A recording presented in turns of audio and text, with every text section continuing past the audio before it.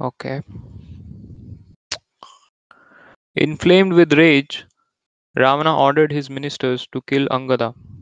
Angada allowed four Rakshasas to seize him, for he desired to show off his prowess.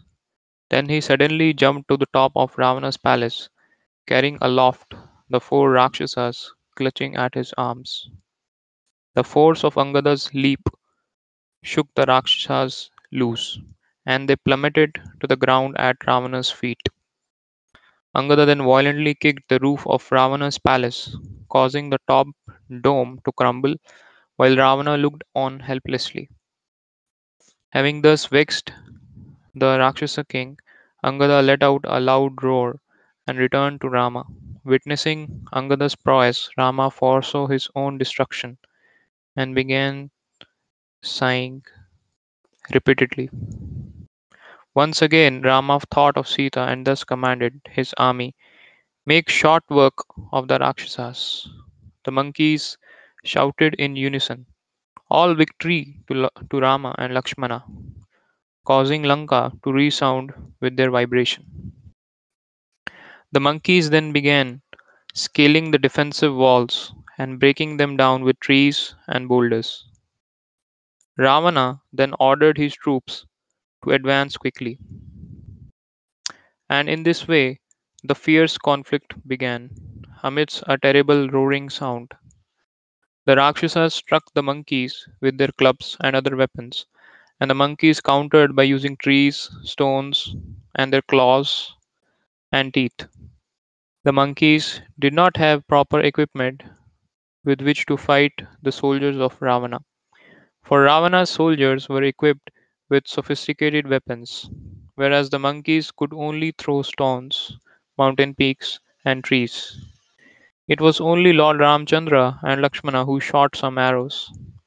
But because the soldiers of Ravana were condemned by the curse of Mother Sita, the monkeys were able to kill them simply by throwing stones and trees. Stationed atop Lanka's defensive walls, the Rakshasas pierced numerous monkeys with their weapons, while other monkeys leapt up and dragged the Rakshasas down to the ground, causing the earth to become a mire of flesh and blood. As Hanuman fought with Jambumali, Angada with Indrajit, Nila with Nikumbha, and Sugriva with Praghasa, rivers of blood created by the massacre carried away the slain warriors. Indrajit struck Angada with his mace, but the monkey prince deftly grabbed it out of the Rakshasa's hands and smashed it against his chariot. Jamumali pierced Hanuman with a spear, but then the son of Vayu jumped into the Rakshasa's chariot and killed him with a violent slap. Niku- Nikumbha pierced Nila with numerous arrows, but the monkey hero still managed to cut off the Rakshasa's head using a wheel from his broken chariot. Rama, Sugriva, and Nala killed numerous other Rakshasas, and the heroic army of monkeys inflicted heavy losses upon the enemy. During the fierce battle, headless trunks of Rakshasas and monkeys alike were seen darting here and there, adding to the ghastliness of the battle scene. As night finally fell, the monkeys questioned those around them, asking, are you a monkey? When someone was found to be an enemy, the monkeys attacked him with deadly enthusiasm. Throughout the fighting, both sides suffered heavy losses. Although the Rakshasas were more visible because of their golden armor, it was their nature to become enlivened at night. Thus, the hordes of Rakshasas suddenly attacked Rama in the darkness with great enthusiasm, their loud roaring creating a tumultuous sound. With the giant monkey Golangula supporting him on one side and Jambavan's brother Dhumra on the other, Rama pierced Mahaparshva, Mahodara, Shuka, Sharana, and two other Rakshasas with six golden arrows that brightly lit up the night. Then, as those six Rakshasas fled for their lives, Angada smashed Indrajit's chariot and killed his driver. Indrajit, who was also injured, abandoned his disabled chariot and vanished from view, while the demigods and rishis praised the monkey prince from their positions in the sky. Remaining invisible in the sky, the enraged Indrajit showered down arrows that took the form of serpents. Because of a benediction from Lord Brahma, the snake arrows immediately bound Rama and Lakshmana very tightly. Unable to move because of Indrajit's serpent arrows, Rama and Lakshmana dispatched 10 of the foremost monkeys, headed by Angada, Neela, and Hanuman, to search out Indrajit. However, as the monkeys sprang into the air, exploring in all directions, the invisible Indrajit pierced them with innumerable arrows. At the same time, he showered Rama and Lakshmana with so many arrows that blood flowed profusely from wounds that completely covered their bodies. Indrajit announced, O Rama and Lakshmana, even Indra cannot see me. What to speak of others? Now it will be my great pleasure to dispatch you both to the abode of Yamaraj with my unceasing torrents of sharp arrows. As Indrajit continued to assault Rama and Lakshmana, they became covered with wounds. There was not a single space large enough to place a finger where the arrows had not pierced them. Finally, Rama's bow fell from his hands and he fell to the ground, covered in his own blood. Lakshmana too swooned away, giving up all hope of survival. Seeing this terrible sight, the monkeys became despondent with tears in their eyes. As the leaders of the monkeys came to surround Rama and Lakshmana, Indrajit proclaimed to his followers, The two mighty brothers have fallen victim to my magical snake arrows, imbued with the power of Lord Brahma. Not even Indra and all the demigods could save Rama and Lakshmana now. The enlivened Rakshasas then shouted, Rama is dead! Indrajit has killed him single handed. Convinced that Rama and Lakshmana were now dead, Indrajit departed for the palace of Ravana, intoxicated by his apparent victory. Sugriva and Vibhishana then came to the spot where Rama and Lakshmana lay motionless. They were bathed in their own blood and barely breathed. Sugriva was especially pained to see the two brothers completely enmeshed in the serpentine arrows that covered them, and Vibhishana took special care to comfort him. While washing the tears from Sugriva's eyes, he said, O king, I know that Rama and Lakshmana can be revived. Rest assured, for they will not die. Please guard Rama carefully while I rally the army and restore the monkeys to confidence. As the foremost monkeys guarded Rama and Lakshmana, Indrajit went to Ravana and proudly reported the news of his apparent victory. When Ravana heard that Rama and Lakshmana were slain, he jumped to his feet and lovingly embraced his son, saying, My dear son, how did you accomplish this most difficult feat? Tell me everything. Indrajit replied, While remaining invisible in the sky, I first bound up Rama and Lakshmana with my serpentine arrows. Then I riddled them with countless sharp arrows. They are now lying lifeless on the ground, and the monkey warriors are giving up the fight out of hopelessness. Considering Rama and Lakshmana to be dead, Ravana gave up all fear and anxiety. After dismissing Indrajit, he called for the Rakshasis who guarded Sita. Confident that Sita would now submit to him, Ravana joyfully said, Rama and Lakshmana have been slain by my incomparable son Indrajit. I want you to immediately convey this news to Sita. Take her on the Pushpak chariot so that she may see for herself how her husband is slain on the battlefield. After dismissing the Rakshasis, Ravana ordered the news of Indrajit's victory to be broadcast all over Lanka for the pleasure of the citizens. When the Rakshasis informed Sita of Rama's death, she immediately fell to the ground. She was sobbing uncontrollably, completely overcome by shock and grief.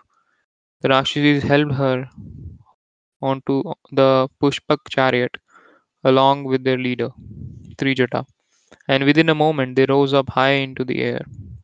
While flying over the battlefield, Sita could see many slain monkeys and Rakshasas. Then she suddenly beheld Rama and Lakshmana lying on the ground, surrounded by grieving monkeys. As Sita heard the Rakshasas rejoicing, she gazed upon Rama's arrow riddled body, his bow lying beside him, and was unable to contain her grief. Wailing loudly, Sita began lamenting. Formerly learned Brahmanas, masters of astrology and palmistry, all assured me, O fortunate princess, you will bear sons and never suffer for becoming a widow.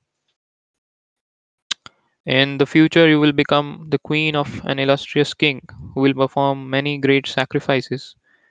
Now that Rama is dead, I can understand that they are all cheaters and liars. The Brahmanas assured me of my good fortune, describing my auspicious bodily features. They told me, O princess, you have fine dark hair, and your eyebrows are curved and separated.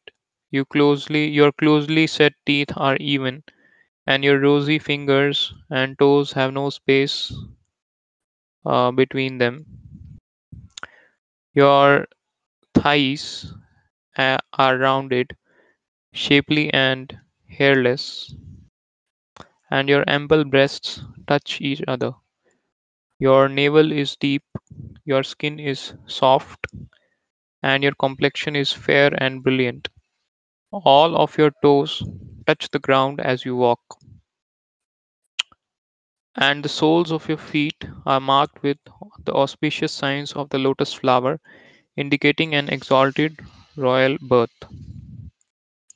Combined with your lotus petal eyes and gentle smile, all these symptoms indicate that the highest good fortune awaits you. Sita cried, Oh, what use are these auspicious marks now that my husband is dead? Without Rama, my good fortune has ended. Trijata then approached Sita, saying, O princess, you may rest assured that Rama and Lakshmana are not dead, for the celestial chariot will not carry a widow. Look below, for even though the monkeys are in a state of confusion, they continue to guard Rama and Lakshmana. What would be the necessity of guarding them if they were dead? Even from here, I can see that luster remains in the faces of Rama and Lakshmana. Therefore, Sita, do not give way to unnecessary grief. It is certain that your husband is still alive. Sita was slightly encouraged by Trijata's words and was then escorted back to the Ashok Grove. Regardless, while thinking of her husband's desperate condition, Sita soon gave way to grief and despair. In the midst of the grief stricken monkeys, Rama returned to consciousness. Upon seeing Lakshmana lying at his side, smeared with blood and without any sign of life, Rama exclaimed with anguish, Even if I succeeded in recovering Sita, the entire endeavor will be useless if Lakshmana dies. Even if it were possible to somehow find a consort to replace the daughter of Janaka, I could never find another friend such as Lakshmana. If Lakshmana dies, I too will give up my life, for I cannot bear to think of returning to Ayodhya without him. How could I ever face his mother after allowing him to die on the battlefield in my presence? Turning to Sugriva, Ram said, The monkey warriors should now retreat, for without Lakshmana and myself to protect them, they will be highly vulnerable. O noble king of the monkeys, please accept my unlimited gratitude for the sincere friendship and valor that you and your army have displayed, risking your lives in my service. All the monkeys began to cry upon hearing Rama's sweet words. Vibhishana then returned, having restored the monkey army's confidence. When Vibhishana saw how Rama and Lakshmana looked just like porcupines lying upon a bed of arrows, he immediately broke down and cried. Sugriva then embraced him, saying, You should not doubt that Rama and Lakshmana will soon recover and go on to defeat Ravana in battle. Sugriva then went to his father in law, Susena, saying, Please arrange for Rama and Lakshmana to be taken to Kishkinda, where they can safely recover from their wounds.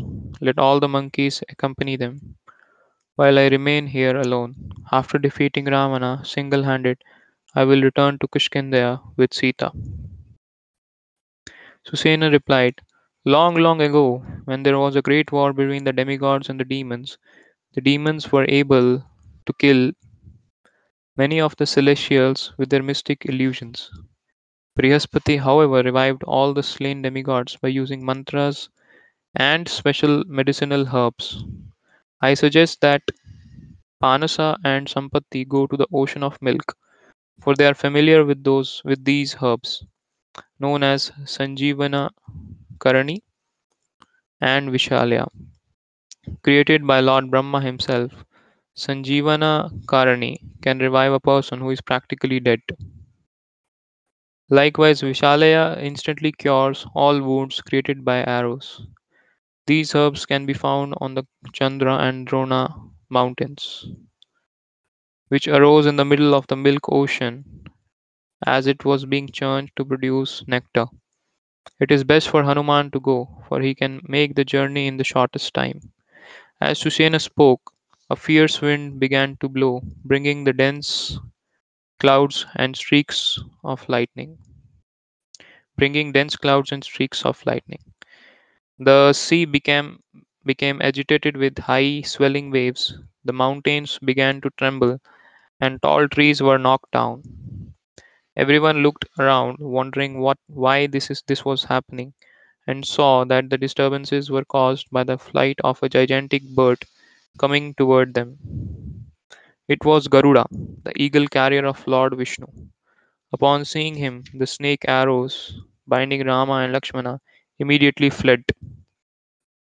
Garuda then came and wiped Rama and Lakshmana's faces with his hands. By his touch alone, their bodies began to shine and became redoubled in strength. Garuda picked Rama up and lovingly embraced him. In great happiness, Rama said, "We are both eternally indebted to you. If you consider us worthy, please reveal your identity to us." The gigantic bird replied, "I am your eternal servant, Garuda, the son of Vinata. All the demigods, headed by Indra, could not have raised you from the bondage of Indrajit's snake arrows. These snakes are the sons of Kadru and were converted into arrows by the mystic power Indrajit received from Lord Brahma. I came here just to chase them away, for snakes are my natural food, and they are always afraid of me. My dear Lord, you should be very careful while fighting with the Rakshasas. They are very tricky, whereas heroes like yourself are always straightforward. I now wish to take my leave. Before I depart, let me assure you that you shall be victorious and get back your beloved Sita." Garuda then circambulated Rama, and after embracing him again, soared into the sky. Seeing that Rama and Lakshmana had recovered from their wounds, the monkeys jumped for joy. In their ecstasy, they beat drums, lashed their tails, and roared like lions, thus creating a great tumult. Then, after taking up trees and great boulders, they again prepared to continue the fight. Hearing the joyful roaring of the monkeys, Ravana suspected that Rama and Lakshmana had revived. To make sure, he ordered his Rakshasas to investigate the reason for the monkeys' bravado. After climbing onto the defensive walls, the Rakshasas saw that Rama and Lakshmana were alive and well. With great fear, they rushed to give Ravana the news, his doubts thus confirmed. Ravana again became filled with anxiety and his face turned pale. Swelling with rage, he ordered the great Rakshasa warrior Dhumraksha to go immediately and attack Rama. After quickly mobilizing his army, Dhumraksha sorry, mounted his donkey-drawn chariot. Laughing robustly and exhibiting great pride, he headed for for the western gate, where Hanuman had taken his stand. As Dhumraksha rode through the streets of Lanka, a great vulture landed on the back of his chariot, while other carnivorous birds perched upon his flagpole. Suddenly, someone threw a headless trunk in his path. and clouds began pouring down rain mixed with blood. Tumraksha became greatly perturbed at this ominous signs, and some Rakshasa soldiers even fainted. Still, Dhumraksha courageously approached the monkey warriors, who were all eager for combat. A fierce battle ensued, and many Rakshasas and monkeys were killed. The monkeys smashed the Rakshasas with huge rocks and trees, and tore at them with their sharp teeth and nails. Finally, because of the monkeys' superior prowess, the Rakshasa army panicked and fled. At this, Tumraksha became filled with rage and began to ravage the monkey warriors so severely that they too began fleeing in terror. Hanuman became enraged. He picked up a huge rock and hurled it at Dhumraksha's chariot, smashing it to pieces. The Rakshasa hero saved himself by jumping to the ground, while Hanuman continued on his rampage. Taking a mountain peak, Hanuman rushed at Dhumraksha. The Rakshasa also came forward to meet Hanuman, deftly smashing him on the head with his club. But Hanuman hardly minded the blow. He hurled the mountain peak at Dhumraksha's head. The peak shattered the Rakshasa's limbs, and he fell down dead. Dhumraksha's army fled back to the shelter of Lanka, causing the enraged Ravana to send Vajradamstra into the fight. The great Rakshasa hero led his army to the southern gate, where Angada was stationed. On the way there, he saw showers of meteors streaking across the sky, and ferocious she jackals belched fire. Nevertheless, Vajradamstra took courage and plunged into battle. Angada responded especially fiercely. He smashed the Rakshasa soldiers with an uprooted tree, and their entire army fled, with their general helplessly looking on. Okay, so I request devotees if they have any questions, they can put it in the questions tab. I'll try to answer them at the end of the session. And for now, I will request Shiv Kumar Prabhu to continue reading. I'll give him the access.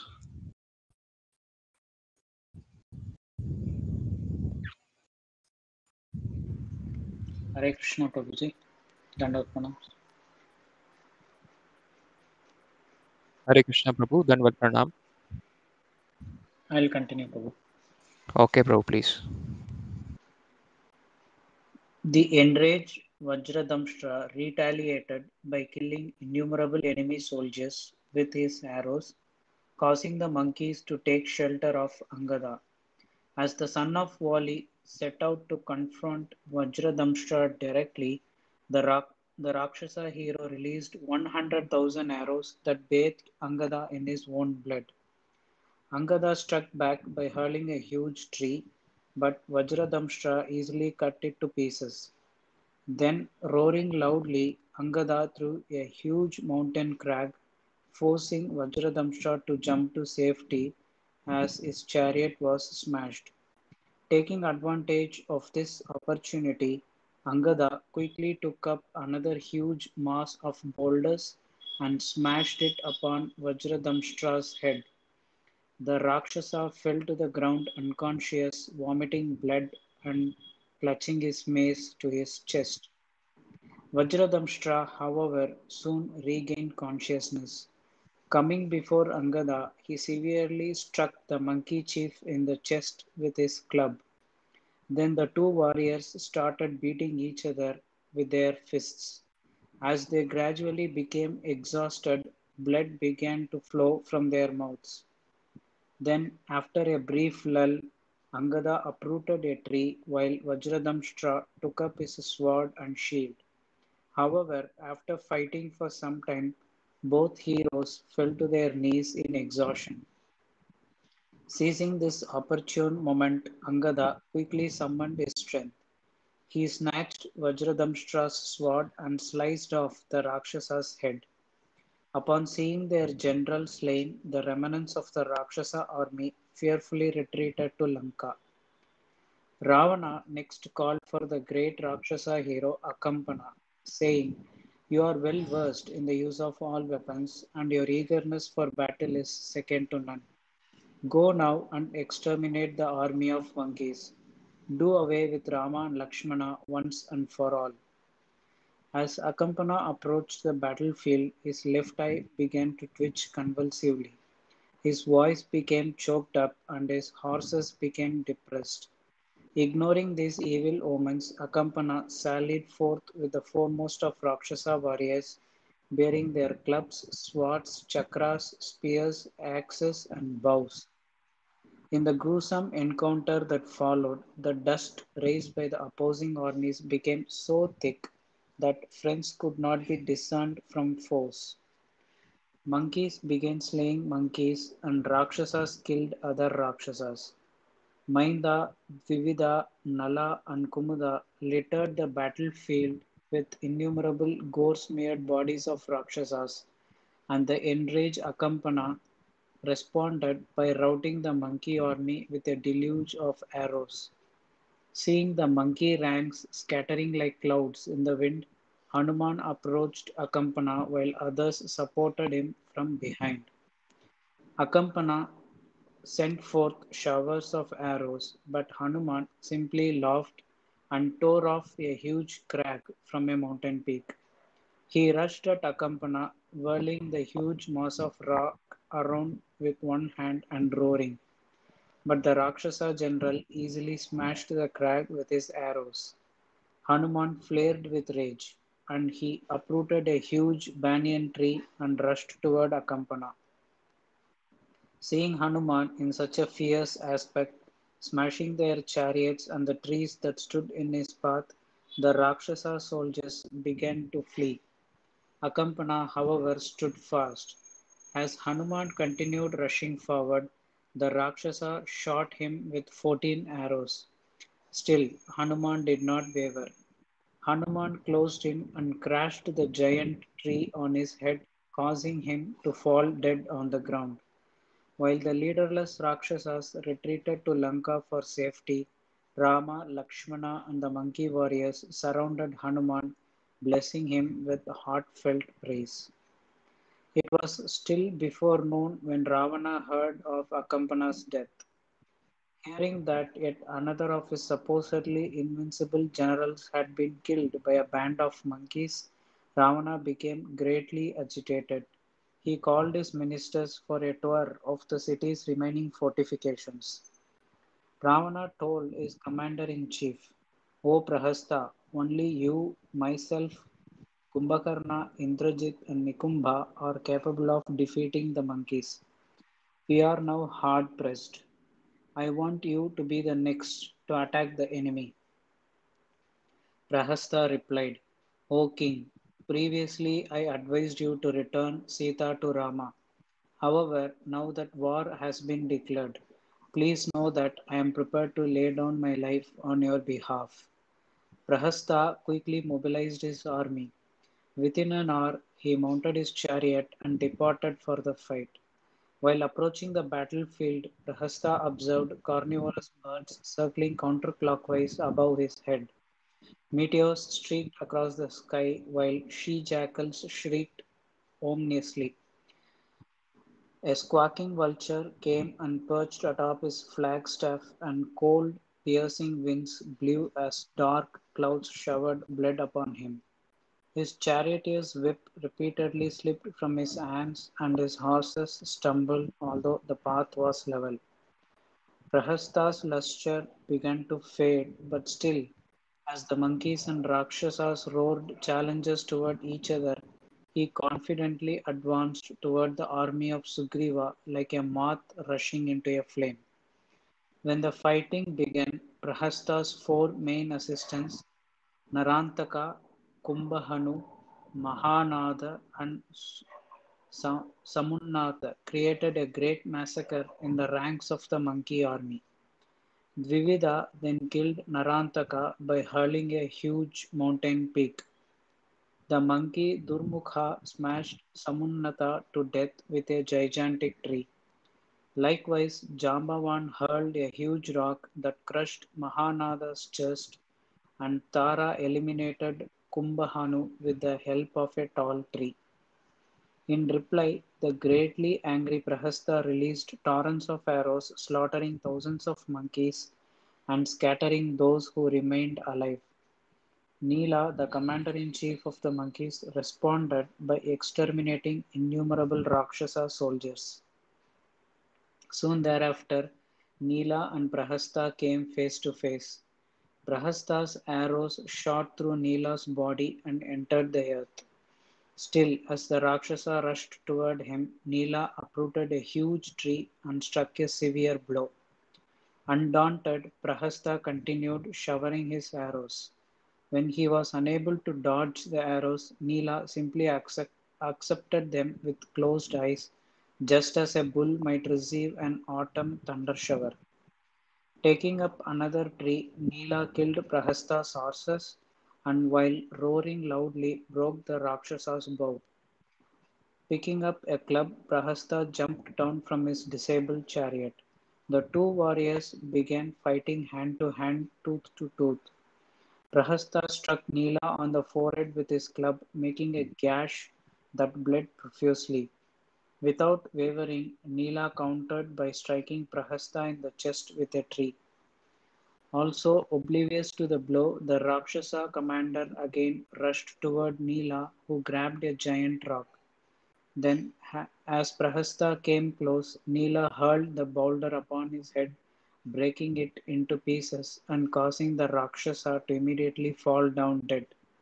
At this, the Rakshasa army panicked and fled to Lanka while Rama and Lakshmana congratulated Nila. When Ravana learned of the death of his commander in chief, his heart became afflicted with unbearable grief. Addressing his ministers, the Rakshasa king said, I can no longer ignore my powerful enemies. I shall now go and personally enter the battlefield. Ravana mounted his splendid chariot and came out of the city to fight, surrounded by his army of Rakshasas. When Rama saw the huge Rakshasa army approaching, he questioned Vibhishana about its leaders. Then, catching sight of Ravana, Rama exclaimed, due to his extraordinary effulgence and prowess, it is difficult for me to look upon the Rakshasa king. However, it certainly is my good fortune that Ravana has come within my view, for now I can finally vent my long kept wrath. Before leaving the city, Ravana ordered a large army to stay back and guard Lanka. He warned them to remain alert lest the monkeys take advantage of his absence. Coming from the city, Ravana divided the sea of monkeys in twain while Rama and Lakshmana took up their bows in anticipation. The fight began as Sugriva picked up a mountain peak and suddenly darted forward, hurling the mass of rocks at Ravana.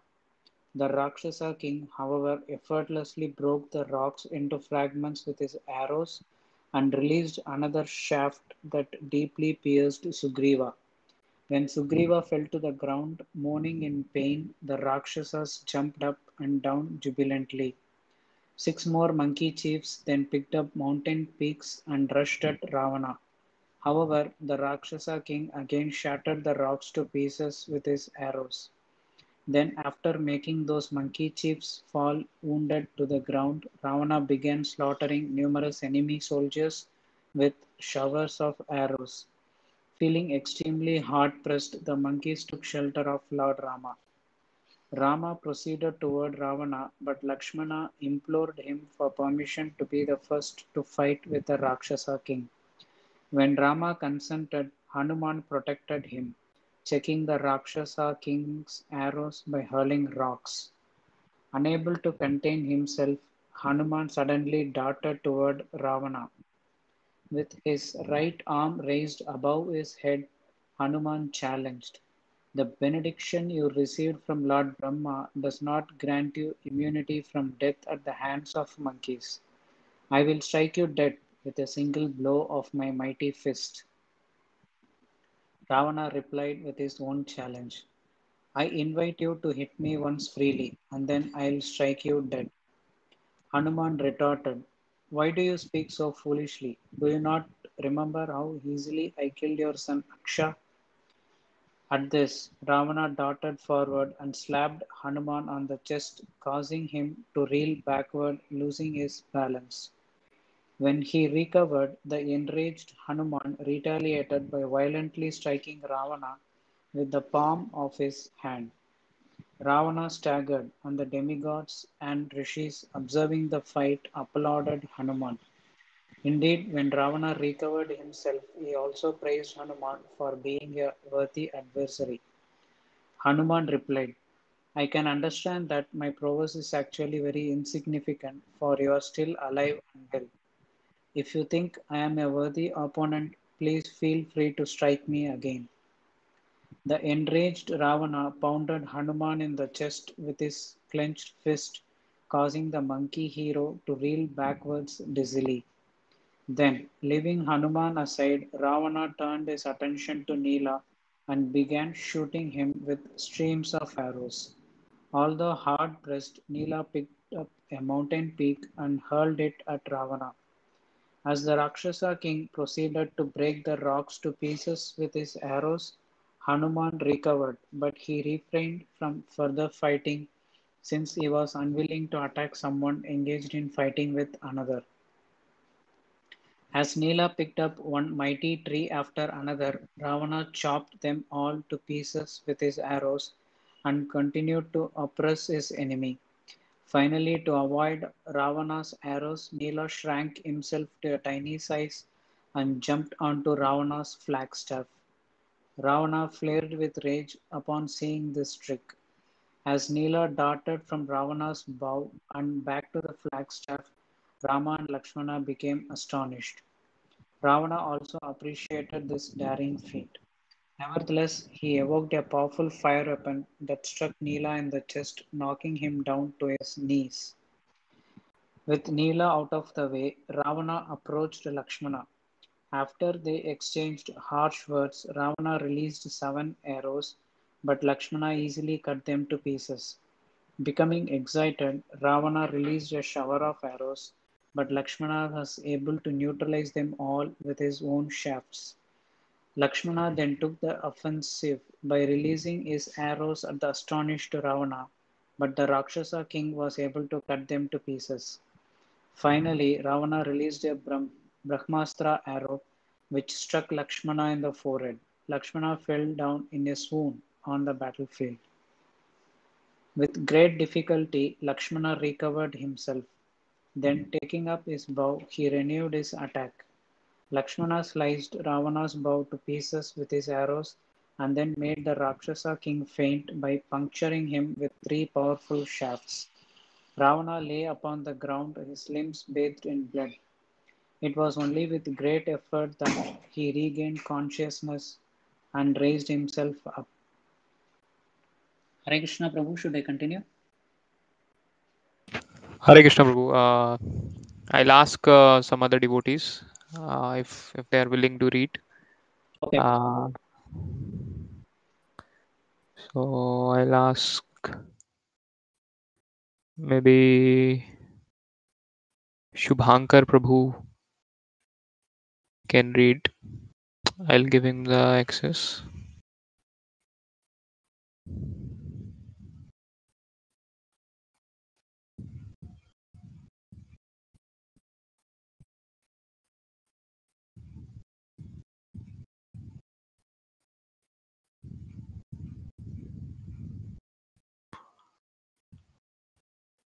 Hare Krishna Shubhankar Prabhu.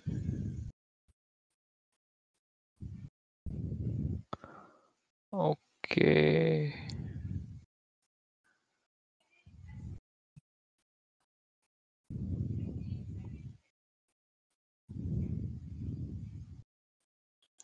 It's not there. Maybe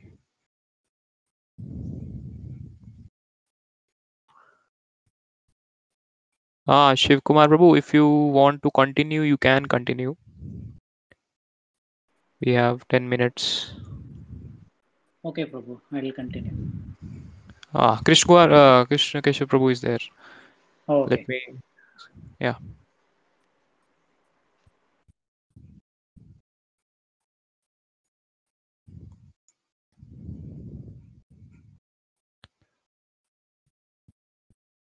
Not there? Hare Krishna. Hare Krishna Prabhu. Pranam. Aditya is not there?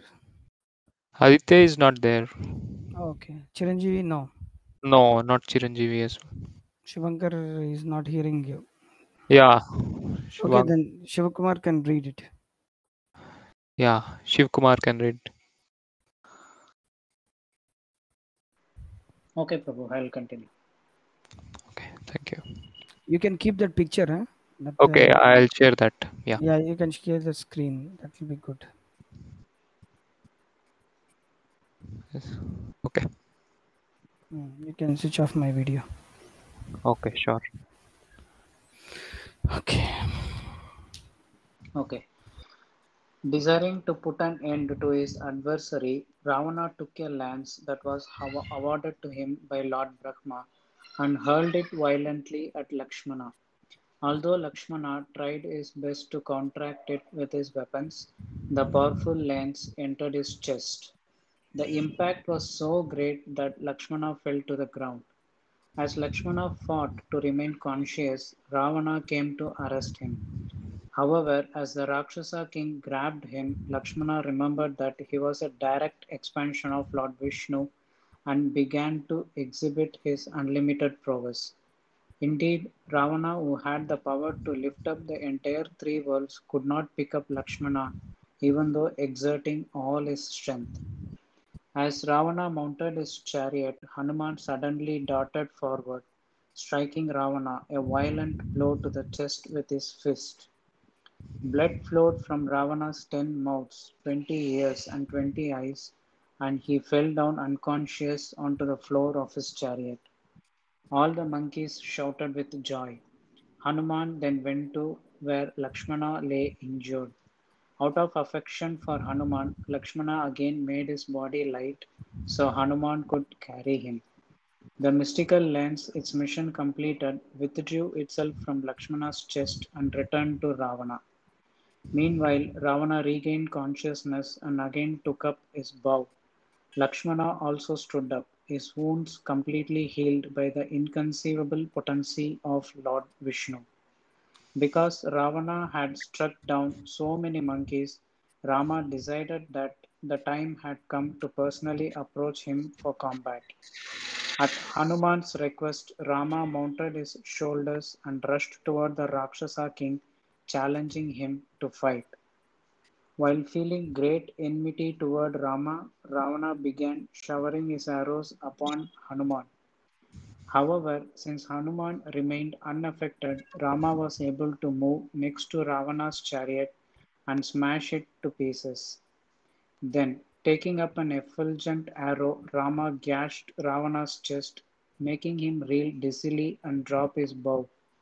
Finally, after cutting off Ravana's flag, Rama declared, "You have performed a heroic feat by killing unlimited monkeys on the battlefield.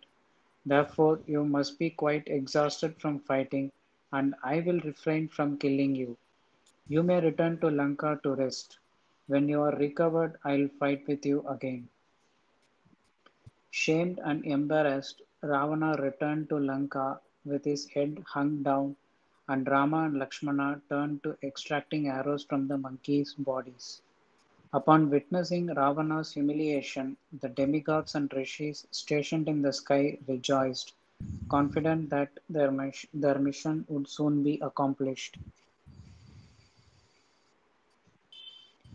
Despondently sitting on his throne, Ravana explained to his ministers, "Long ago, when I received benedictions from Lord Brahma, he warned me to be aware of human beings. After that, a king in the line of Ikshvaku named Anaranya once cursed me, saying, 'In the future, someone will appear in my dynasty who will kill you and all your relatives. Later, I was again cursed by Vedavati after I accosted her. Indeed, I believe it is she who has become the daughter of King Janaka just to bring about my death. Moreover, when I once lifted Mount Kailasha, Uma became frightened and cursed me, saying, O wicked Rakshasa, a woman will one day become the cause of your death. Then I once laughed at Nandishvara because of his monkey like face. He too angrily cursed me, saying, your entire dynasty will be destroyed by an army of monkeys. In addition, Rambha, Lord Brahma, Punjikasthali, and Nalakuvara all cursed me for raping innocent women. Now I can see that the seeds of my past sins are finally bearing fruit. O Rakshasas, go quickly and awaken Kumbhakarna, for there is no one who can excel him on the battlefield.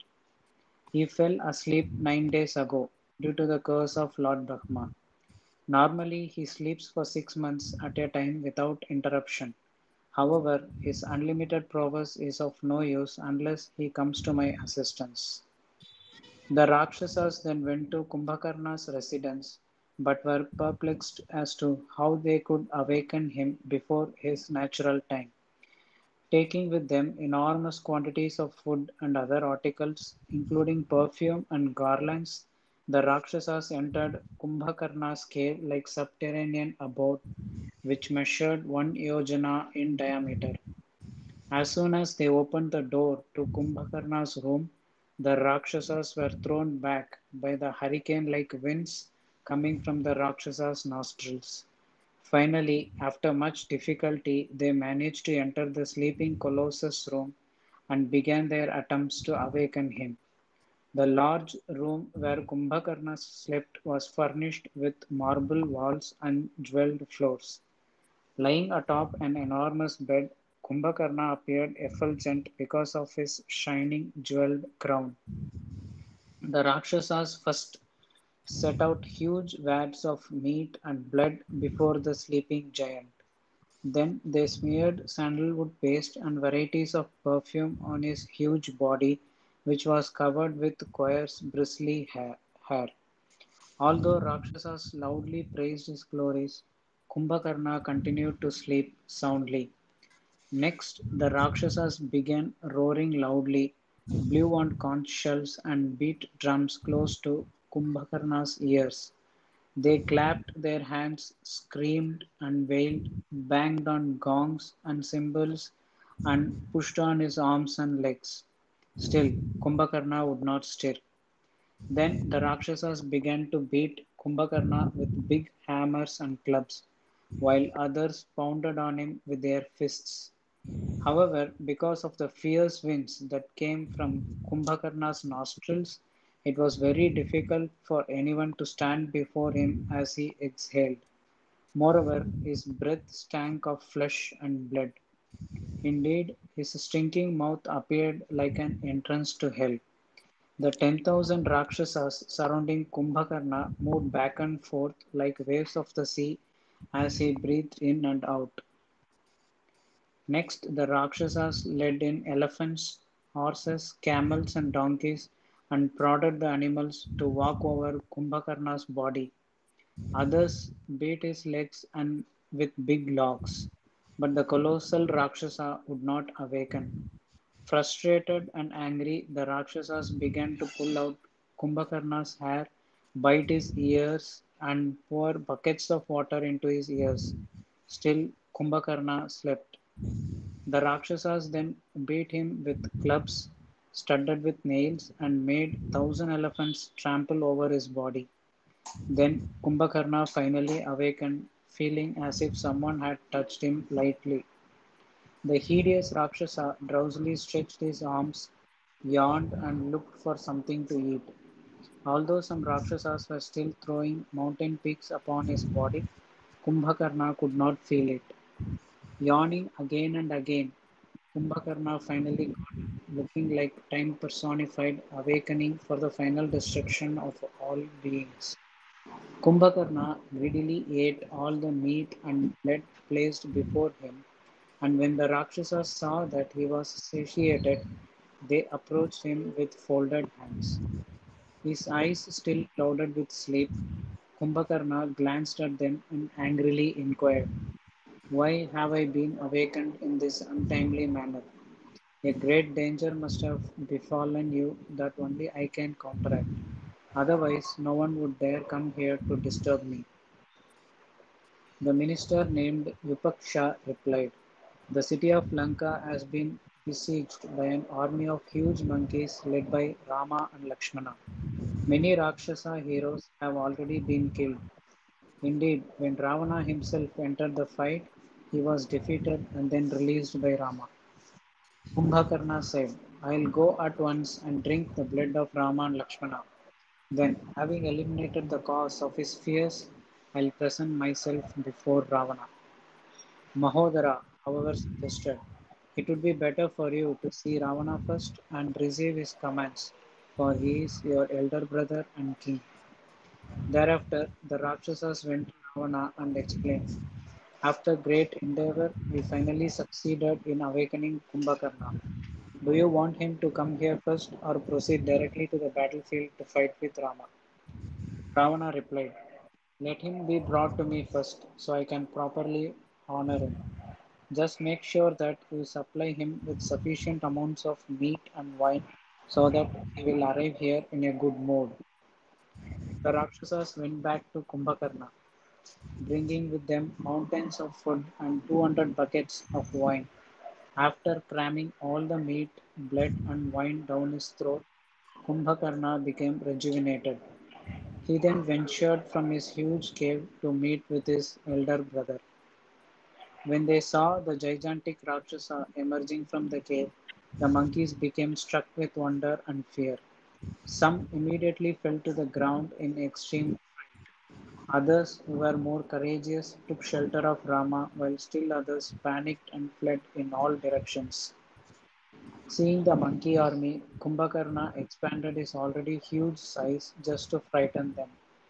When Rama saw Kumbhakarna, he exclaimed, "Who is this monster that towers above us like a second Mount Meru?" Hare Krishna, Prabhu. Hare Krishna, Prabhu. So thank you so much for reading. Thank you, Prabhu. So we come to the end of today's session.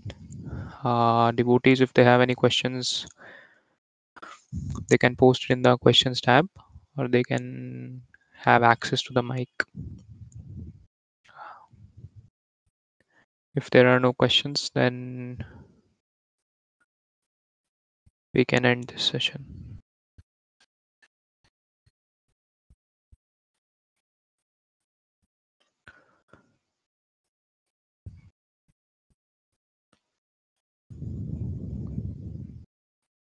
Okay. So thank you very much for joining this session.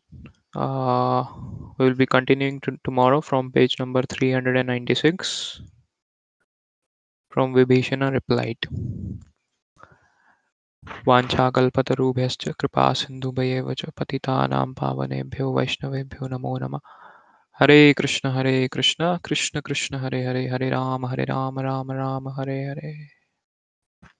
Shri Sitaram Lakshman Hanuman की जय.